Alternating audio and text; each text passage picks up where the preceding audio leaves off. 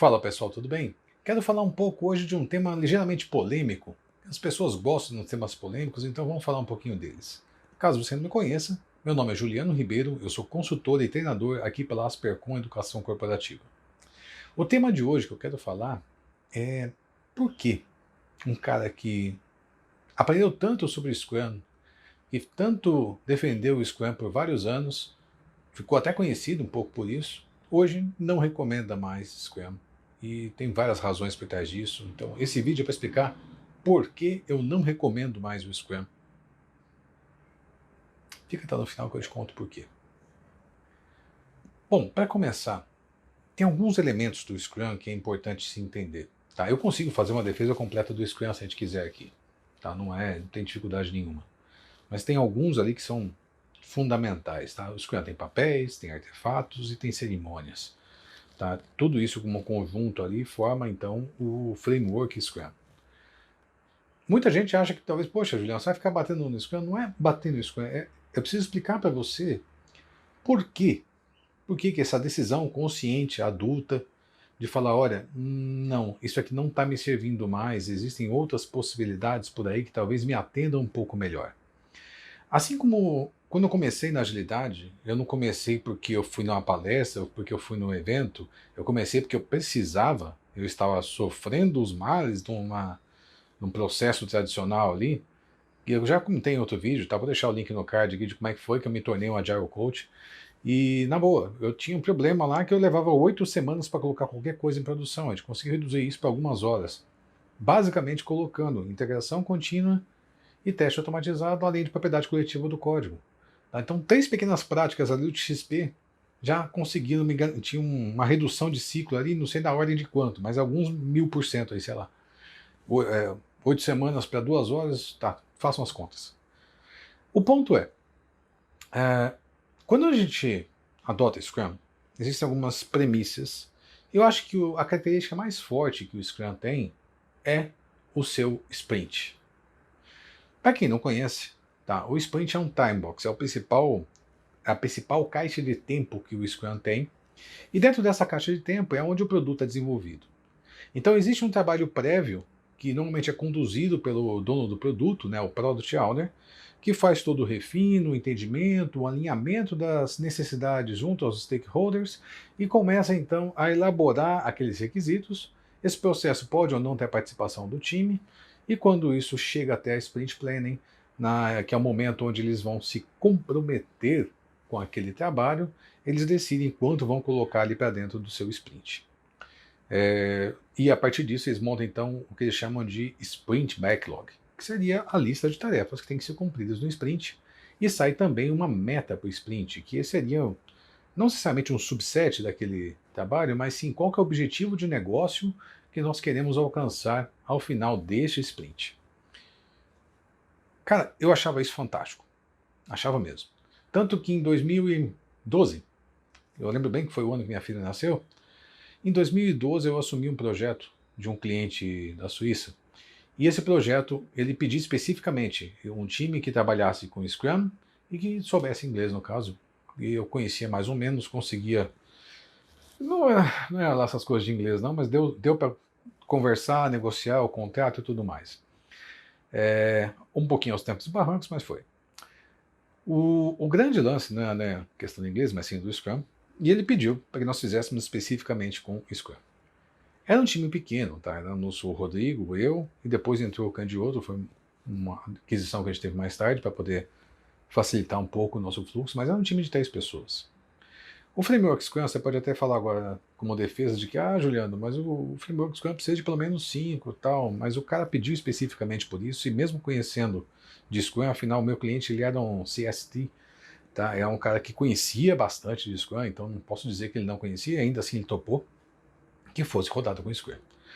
Ao longo do tempo, nós tivemos diversas dificuldades que o próprio framework estava impondo para a gente, como, por exemplo, a questão do compromisso pesado, a questão do tempo fixo, e além de outras menores. Mas vamos pegar essas duas aí, que eu acho que isso daí já dá bastante pano para manga. A primeira, o tempo fixo. Quando você tem uma limitação de tempo, seja ela qual for, eu tenho Como nós temos na vida, né, o conceito de time box não é tão abstrato assim. Você tem um dia de 24 horas, todos nós temos. Tá? 24 horas para fazer o que nós quisermos com essas 24 horas. Você pode até achar que não tem opção, você tem a opção de não cumprir os seus compromissos. É uma opção. No fim das contas, você vai sofrer as consequências disso, mas ainda é uma opção. Veja que não, você sempre tem essas 24 horas. Então o conceito não é tão estranho. A sua semana tem 7 dias, como a semana de qualquer pessoa que você conheça na sua vida tem 7 dias também. Tá? Então todo mundo tem esse conceito de time box bem determinado. E é bem interessante, porque não tem extensão, né? Uma vez que a semana acabou, não dá para você esticar a semana, não dá para você esticar o dia, não dá para você pedir uma hora a mais no seu dia. Então, o conceito não é tão abstrato assim. Tá? É basicamente uma caixa de tempo delimitada. Então, olha, tem tanto tempo para resolver a sua vida. E quando você trabalha com um tempo bastante delimitado, você tem que você tem que se comprometer com o que vai colocar dentro dessa caixa de tempo. Assim como você faz com o seu dia. Você acorda pela manhã e você provavelmente deve fazer algum tipo de planejamento. Você deve pensar, poxa, o que eu vou fazer hoje? Quais são os compromissos que eu tenho na minha agenda? Eu tenho alguma entrega que não posso, que é irrefutável, que eu não posso recusar, algo assim? Então eu tenho um certo planejamento do que eu encaixo nesse dia que eu tenho na minha frente, tá? Ou com as horas que ainda restam do meu dia. Que é basicamente o que o pessoal faz numa sprint planning. Tá? Eles pegam, olha, eu tenho um sprint lá de 2 semanas, de 3, de 4 semanas, sei lá, alguma coisa assim, e escolhem, poxa, quanto de trabalho cabe aqui dentro. Aí começa um problema. Quando a gente faz isso, existe um problema do ser humano que é nós não costumamos estimar duração, nós costumamos estimar esforço. Então a gente entende que o esforço para fazer aquele trabalho cabe dentro do esforço aplicável dentro de uma semana. Mas nós esquecemos que não é porque eu estimei que eu levo 2 horas para fazer um trabalho, que esse trabalho vai ser entregue após 2 horas do seu início. Essa relação que nós criamos na nossa cabeça entre esforço e duração é um dos principais problemas que nós temos com o time box. Não é um problema do Scrum, é um problema do ser humano. Tá? O ser humano não sabe lidar bem com estimativas de horas. E isso é um problema para qualquer tipo de framework, inclusive o Scrum. Tá? Então não é culpa do Scrum, e sim do ser humano que não sabe lidar bem com essa diferença entre uma duração de algo e a estimativa de esforço que a gente coloca sobre aquilo. Outro ponto importante é o lance da meta do sprint, ou um compromisso, tá, que não pode ser adiado. Afinal de contas, quando a gente se compromete, por exemplo, o que eu passei naquele projeto? Eu tinha uma meta, por exemplo, de entregar, sei lá, 10 histórias no sprint. Tá? Essa meta era uma meta talvez otimista, talvez não fosse tão correspondente com a realidade do time naquele momento, mas a gente conseguia dar um sangue, nós conseguimos fazer o melhor da nossa equipe, suar a camisa e conseguimos entregar aqueles 10 itens que a gente acreditava que era possível de entregar. A qualidade era excelente? Não. Não por quê? Porque o foco era entregar. O foco era fazer o máximo que a gente conseguia no tempo que nos era dado. E nessa pegada de fazer o máximo que você consegue no tempo que te é dado, muita de qualidade cai. Eu não estou falando só de mim, Juliano, você que era um relaxado, que você não prestava atenção em qualidade. Ou então você se comprometia mais com a entrega do que com a qualidade daquilo que você estava entregando.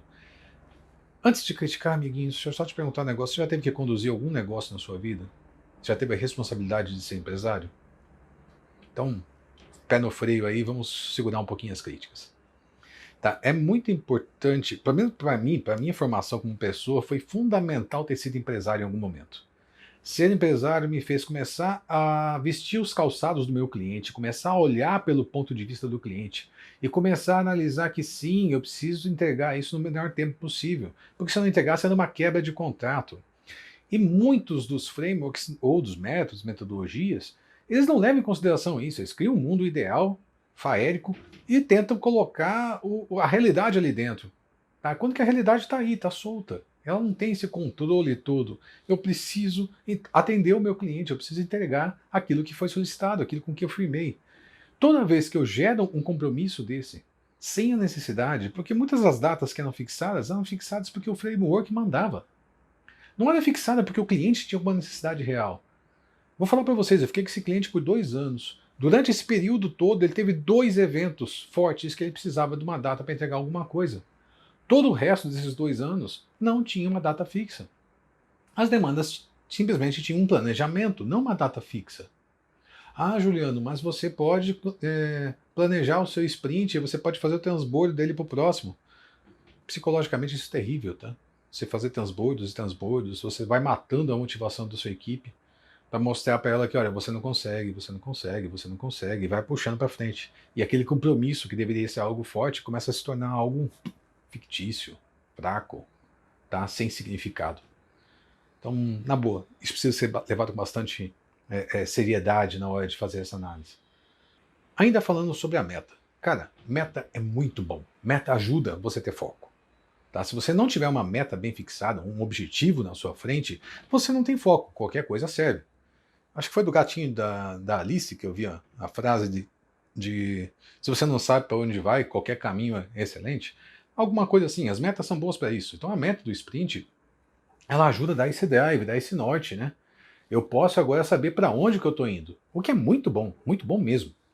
Porém, se a meta não for adaptativa, se ela não te permitir adaptação, ela está te restringindo a agilidade. Tá? O sprint, por definição, ele é um espaço de tempo protegido.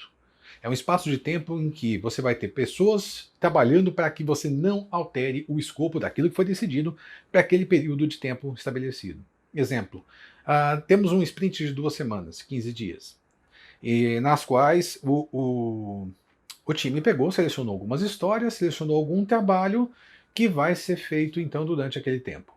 O Scrum Master vai fazer de tudo para que outras pessoas, tanto interessados, stakeholders ou o próprio PO, não adicionem histórias novas para poder proteger aquele escopo para garantir que o planejamento inicial seja mantido durante esse tempo. No fim das contas, o que a gente está fazendo é a gente está blindando a equipe de alterações para que ela possa ter um foco, o que é muito bom. Mas, de novo, mundo real, em 15 dias acontece muita coisa. Ou se acontece. Surgem bugs, surgem dificuldades, surgem demandas urgentes. E você pode até estar pensando, Juliano, mas isso aí é falta de planejamento. Tá? Cara, nem sempre, nem sempre. Tem vezes que simplesmente acontecem coisas novas e você é obrigado a se adaptar. Então, se eu me travar numa meta que é restritiva, que não me permite adaptação e que protege o time de alterações externas, desculpa, você está reduzindo a sua agilidade. Tá? Você está reduzindo a sua capacidade de ser adaptativo, de se adaptar, de evoluir. E sim, você está sendo menos ágil. Bom, esses foram alguns pontos que me fizeram acabar por largar do Scrum. Tá? E isso aconteceu durante esse projeto mesmo. Tá? A gente trabalhou com o Scrum nesse projeto coisa de uns 2, 3 meses, quando o próprio cliente percebeu que não estava ficando muito satisfeito. Tá? O nosso compromisso começou a migrar, então, em vez de eu me comprometer com um sprint planning, com um sprint backlog, a gente começou a se comprometer mais com histórias, com qualidade, com entregar, e você tinha uma certa metrificação, e nós começamos então a entregar no jeitinho que ele precisava, independente do framework. Tá? Funcionou. No fim das contas, mais tarde eu descobri que eu tinha feito um Scrum Ban. Eu tinha feito um processo de migração do Scrum para o Kanban. Tem link aqui nos cards que eu vou deixar para vocês, caso vocês se interessem mais sobre o assunto. Tá bom? Pessoal, esse vídeo não é para criticar o Scrum, é preciso que se deixe muito claro isso. O ponto é, para os problemas que eu já enfrentei na minha vida, que não foram poucos, a grande maioria não se resolveu com o Scrum. O Scrum me gerou outros problemas, que foi mais interessante que eu mudasse então para outros métodos, ou que eu adotasse outras práticas, ou melhor, que eu tivesse que fazer um Scrum no qual eu tive que fazer várias adaptações, e que por definição isso no Scrum é errado, que eu tive que tirar pedaços do Scrum, em especial o principal deles, que é o Timebox. E a partir de então eu comecei a adotar outras práticas, e essa é uma das razões pelas quais eu fui para Kanban. Tá bom? Espero que esse vídeo tenha te encontrado bem, que você esteja com saúde, que estejam todos na paz de Deus. Fiquem bem e até o próximo vídeo.